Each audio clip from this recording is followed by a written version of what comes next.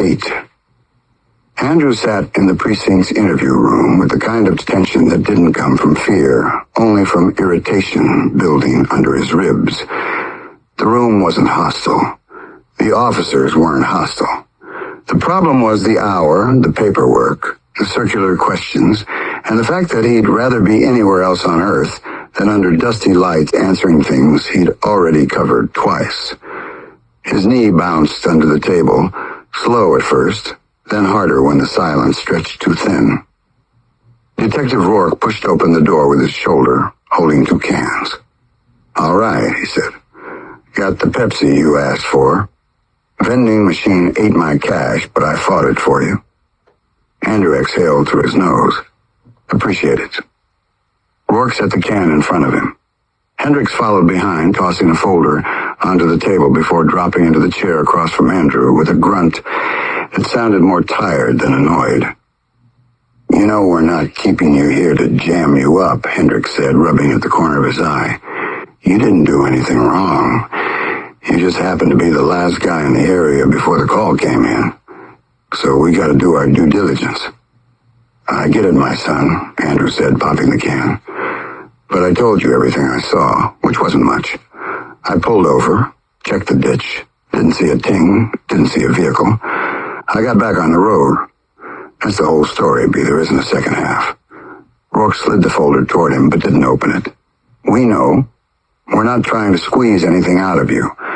The chief's just on us tonight. Something about reports needing to line up clean for the fire department. They're expected out of some wreck south of here, and he wants everything tidy in case it's connected." Andrew took a long drink from the Pepsi, staring down at the condensation rolling along the can. "Yes, Bay.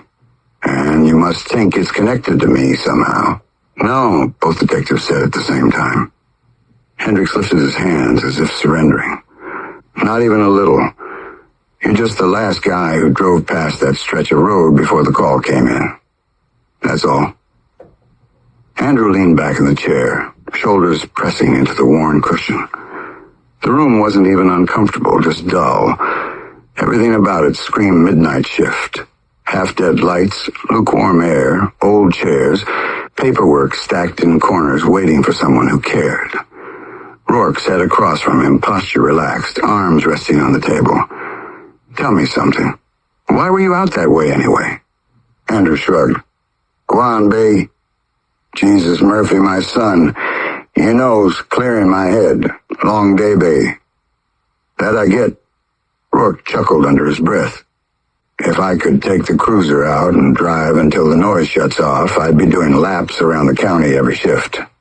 Hendricks nodded. "Man's not wrong." Andrew didn't laugh. He appreciated the attempt at friendliness, but the weight in his chest refused to loosen. The longer he stayed in the room, the more the situation crawled under his skin. Not because he felt accused, because he felt stuck. Like a man sitting at a red light that wouldn't turn green. "So what else do you need?" he asked, setting the can down. Rourke raised a brow. "Honestly, nothing. We're waiting on a callback from the fire crew. They're supposed to confirm something about tire tracks near the ravine. Once we get the thumbs up, you're free." "How long?" 5 minutes, Hendricks said. "That was 15 minutes ago, Bay." Rourke winced. "Yeah, well, they're firefighters, not timekeepers." Andrew ran a hand over his face. "Now, guys, I really don't want to be here all night, my son." "We know," Hendricks said. "Trust me, man. If it were up to us, you'd already be gone. We'd be home, too." Andrew looked at both men, weighing the truth in their voices. They didn't seem like the type to hold someone out of spite. Rourke looked like a man counting the minutes until his shift ended. Hendricks looked like he'd been awake since Y2K. Neither had the energy for games. A knock at the door made all three look up. A uniform leaned in, holding a cell phone. "Got the call, Sarge. They're confirming the tracks belong to the burned motorcycle, not a passing vehicle." Rourke nodded. "Anything else?" "Yeah, fire's out. They found a body." Andrew straightened. "Body?" The uniform hesitated. Burn, found near the wreck. Rourke and Hendricks exchanged a grim glance. That the same wreck you guys were asking me about? Andrew asked. Rourke shook his head quickly. No connection to you. Different direction from where you said you came from. Looks like the crash happened long before you passed through. Good, Andrew said, though the word tasted strange. The uniform stepped back, letting the door close. Rourke sighed, pushing himself up from the table. All right. That's our green light. You're cleared. No more questions. Hendricks rose as well, stretching his back. Sorry for the hassle, man. You handled this better than most people would have. Andrew grabbed the Pepsi, lifted it in a small gesture of acknowledgement. Thanks for the Pepsi. They walked him out through the front hall. A few officers nodded as he passed, none giving him the suspicious looks he'd braced for. It was a friendly place. Wrong night for friendly circumstances. He stepped outside into the cool air, breathing deeper than he had in the interview room, feeling the tension ease only once the door closed behind him. He started down the steps, unaware that miles away, firefighters were standing in the fading glow of a burned-out ravine, staring at the charred remains of Alvarez. He didn't know the fire crew had dragged what was left of the motorcycle frame into a heap of smoking debris. He didn't know a death scene had just rewritten the night. The ravine smoldered under a low curtain of drifting smoke as the fire crew pushed through the brush, boots sinking into loose dirt still warm from the earlier blaze. Lights from the trucks cast moving shadows across the broken ground, revealing the twisted motorcycle frame lodged against a jagged outcrop. The machine looked as though it had been folded by a giant's hand, metal curled in upon itself, heat-warped and cracked. Captain Reeves raised his arm, signaling his men forward. Two of them advanced with charged hoses, sweeping the area where embers still pulsed beneath the surface. The smell of scorched rubber and burnt fuel hung in the air, sharp enough to sting the eyes. Water hammered the blackened gravel in steady waves, steam rising around them in long ribbons that drifted upward into the night. Reeves stepped around the ruined frame, boots scraping the dirt. The slope told a violent story, long skid marks carved into the ground before the drop. Brush snapped and flattened along the descent, the gouges deep enough to suggest speed, panic, or both. He let out a controlled breath, knelt, and ran a gloved hand along a collapsed patch of gravel. Heat vibrated beneath it. The fire had eaten through everything it touched. Captain, one of the men called, voice steady but weighted. You need to see this. Reeves stood and crossed the ravine. The firefighter's beam cut across a shape curled against the rock wall. The body was locked in a rigid, collapsed posture, limbs drawn tight, skin charred into dark, cracked plates. No visible face. No features left to identify. Only the outline of a man who had died with the fire on top of him. Reeves lowered himself into a crouch. "'Cause looks obvious," he said quietly. "Crash. Impact. Fire took the rest." The firefighter nodded, jaw tight. "We tried calling out for survivors, but..." He didn't finish. Reeves rose, pulled the radio from his belt, and relayed the discovery. His tone stayed firm, steady. He carried too many scenes like this to let emotion show. "We'll secure the site," he said into the mic. "Coroner will need to bring a full kit." He returned the radio to his belt and scanned the ravine. Strange marks cut through the soot. Long streaks in the dirt where the heat had spread outward in an uneven pattern, almost like the ground itself had recoiled. Reeves didn't dwell on it. Some fires behaved strangely. Heat rolled downhill or sideways, depending on airflow, fuel, and the angle of the land. "Let's sweep the perimeter," he said.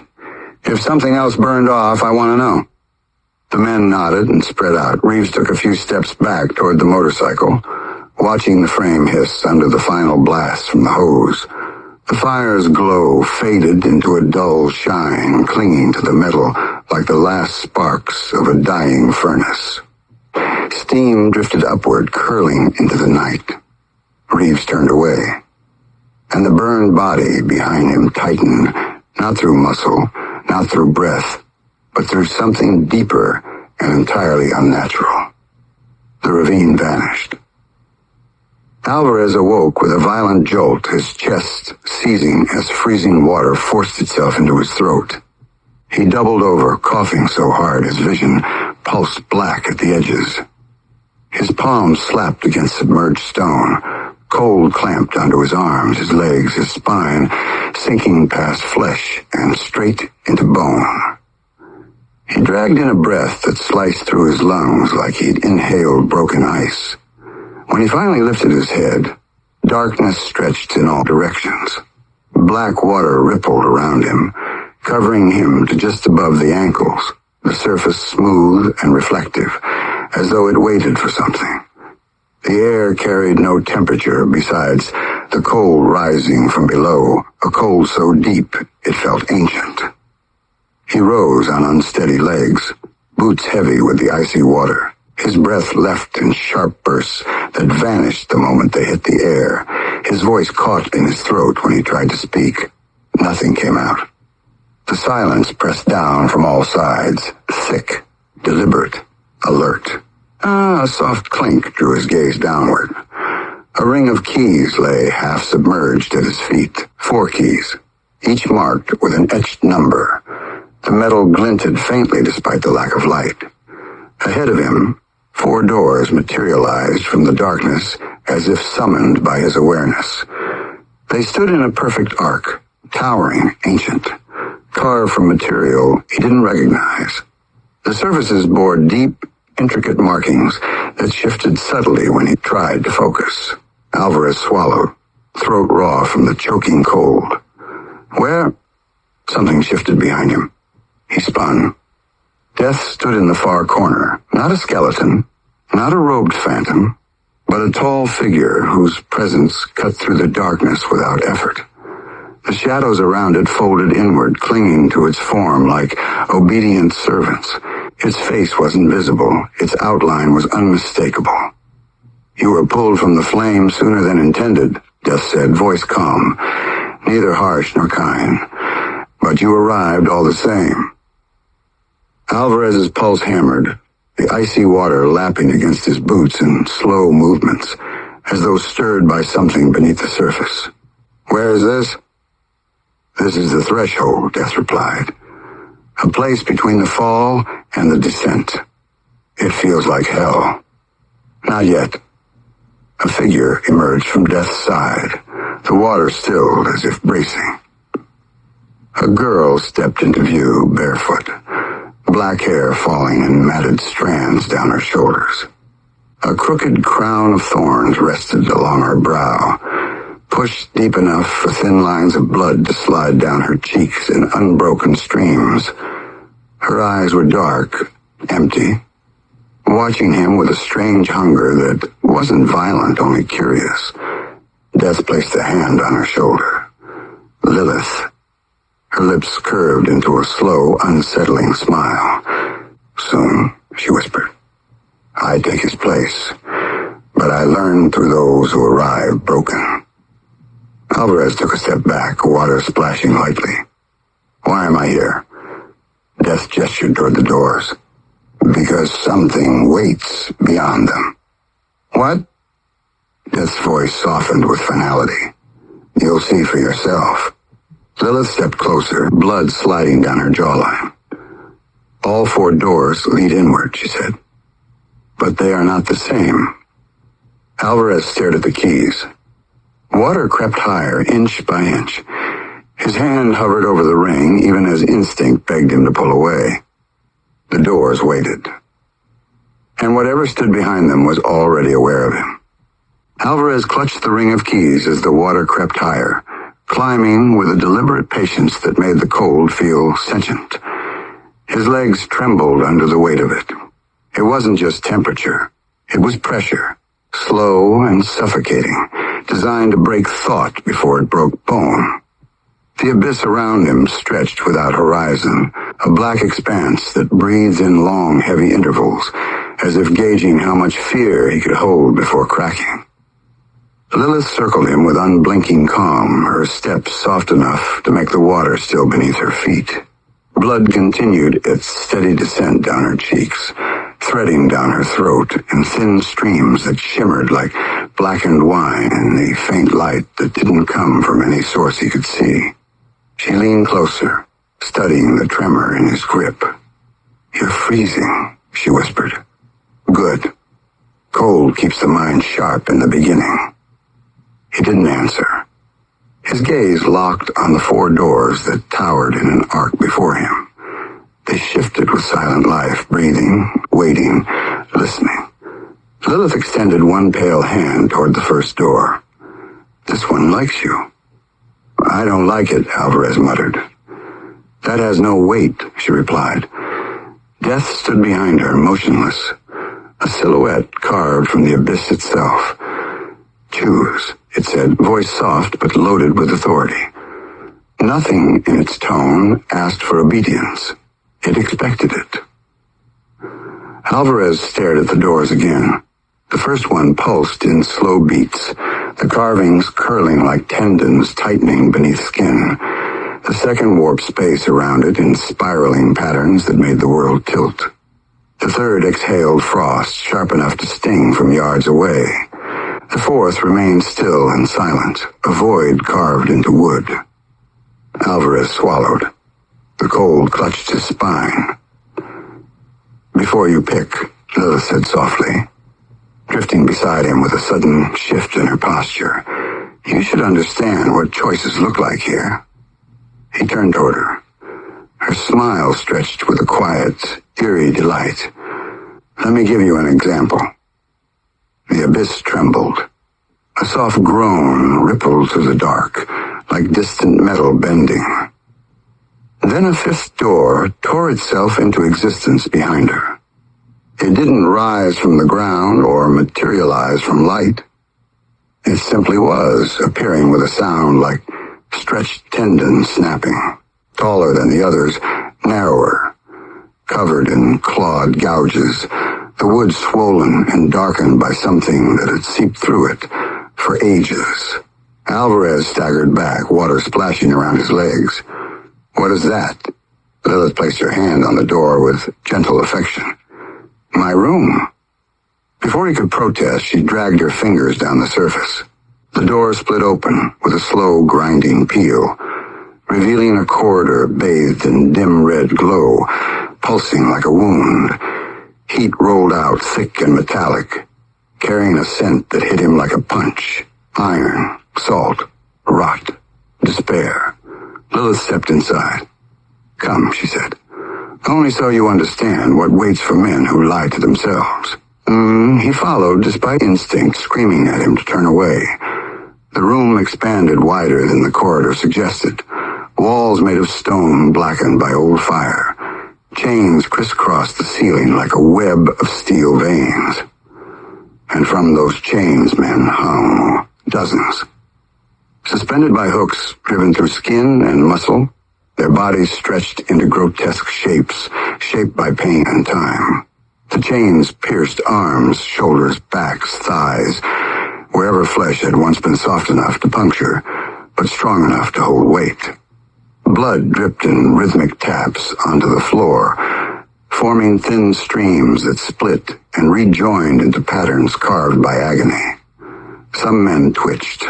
Some screamed in hoarse, broken cries. Others hung limp, their skin ripped away, muscles and nerves exposed. But they were still conscious, eyes clouded with delirious suffering. Alvarez's stomach lurched. The sight felt like something torn directly from the worst pages of damnation. Lilith drifted between the hanging bodies with calm, reverent steps, dragging her fingertip along a chain as if testing its temperature. One of the men jerked, releasing a gurgling cry as the metal tore deeper into his back. "Listen," she said. "This room sings." Alvarez stepped back. "Why show me this?" She turned to him, blood streaking down her face, crown of thorns tilted like a cruel halo. "So you understand that doors matter, choices matter, paths matter. Nothing is random here." Death appeared at the threshold behind them without sound. Enough! Lilith's head tilted in a small pout, but she stepped aside as the door slammed shut on its own, swallowing the screams into silence. Alvarez staggered forward, breathing hard.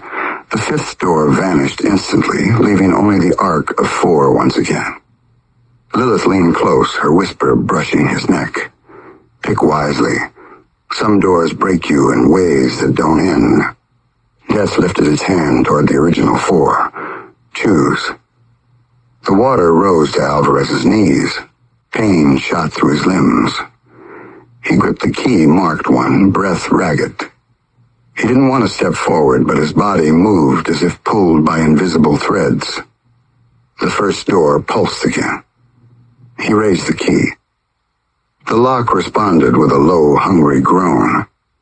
The door inhaled. Alvarez's hand shook, but he turned the key anyway.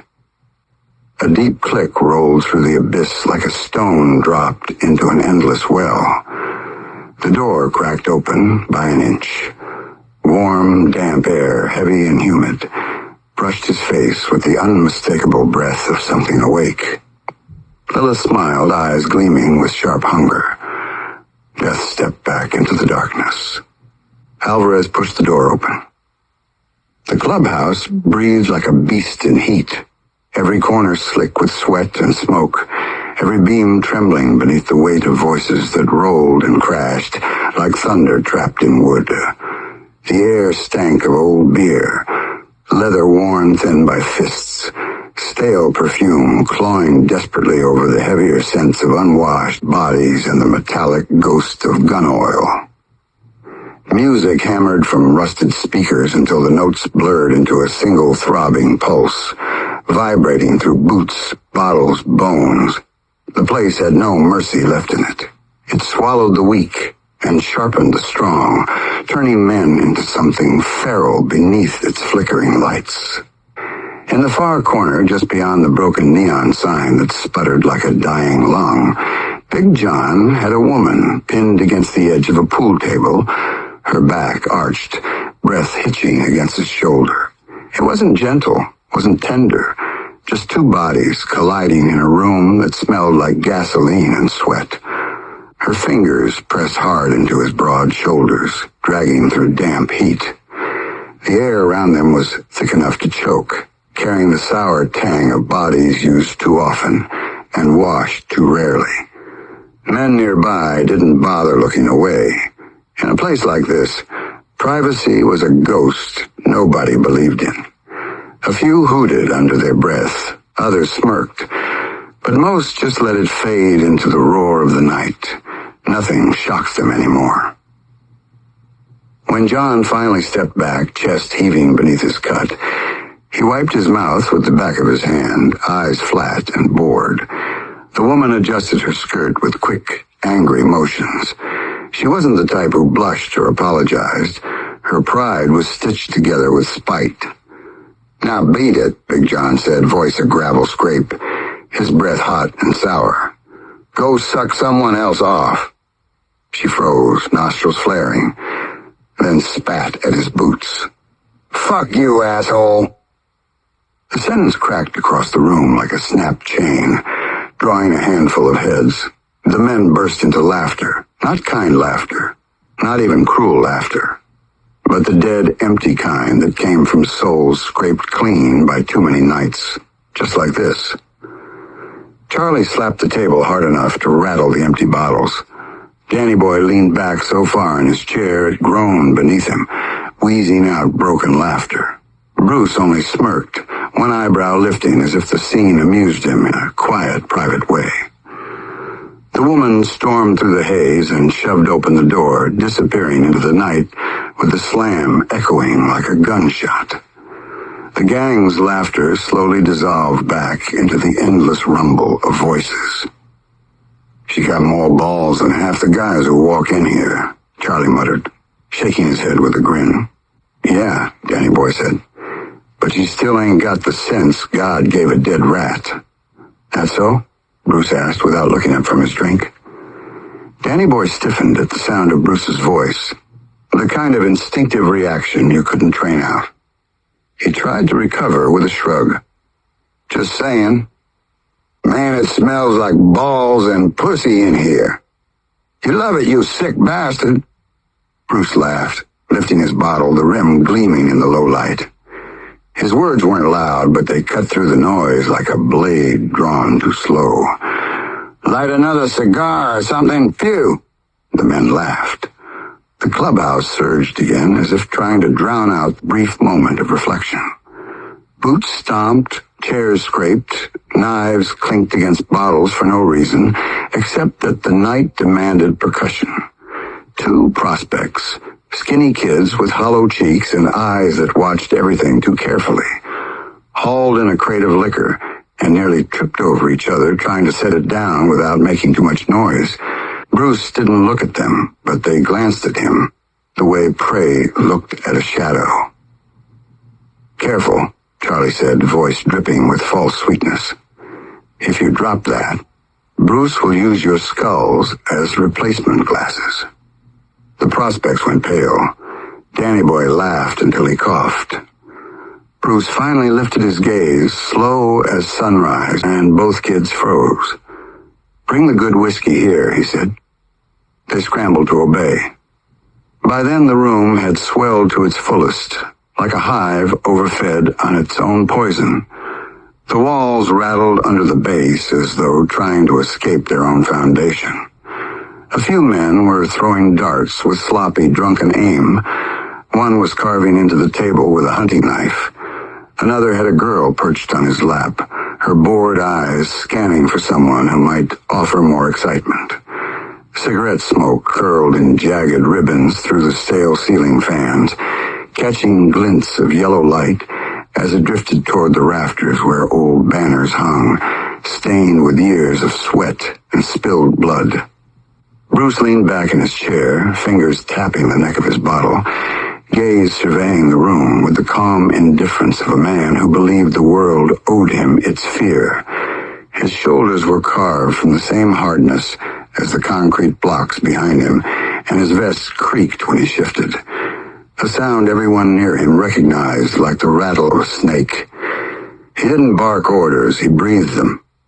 He didn't demand respect. He bent the air around himself until it formed naturally.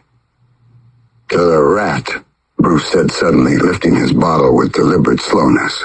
His voice was low and rough, like stone dragged across iron. To the little bastard who thought he could play us, who thought he was clever, who thought he could get away with it. The room fell silent. Not abruptly, more like a tide pulling back from shore, sucked into the gravity of Bruce's words. Conversations faded. Laughter died off, and the music seemed to shrink into the background. One by one, the men raised their bottles. He thought he could slither out, Bruce continued, eyes gleaming with something colder than hatred, something deeper. Thought he could run, cocksucker, hide, whisper to the wrong people.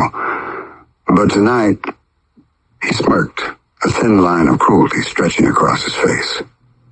Tonight he's charcoal.